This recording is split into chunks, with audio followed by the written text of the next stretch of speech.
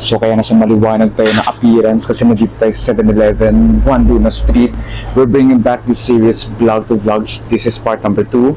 So naisip ko lang din na meron ako mga suggestions na gusto ko i-try na galing sa vlog post na to. Masarap ba? So ito yung yung parang tinetesting ko yung sarili ko if their taste will also be as similar as to my taste. Kung masarap ba, then siya para sa akin. So nandito ako to try something new from their product. Here. And tayo here outside. So we have chocolate, we have original, and we have tea coffee. Ito yung kunin ko, syempre yung coffee. Kasi alam ko na magustuhan to ng mother ko. I expect na this is oat. May oats to na parang hindi na siya nakaka-refresh para malagyan din yung tiyan ninyo. Magic na. Ito yung flavor na gusto ng mother ko, hindi siya matapang.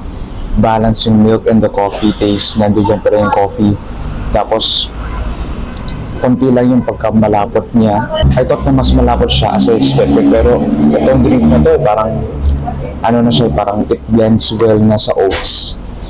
So magkasama na sila lahat na hindi naman malapot. Siguro konting oats lang to, but still overall ang sarap nito, ang sarap.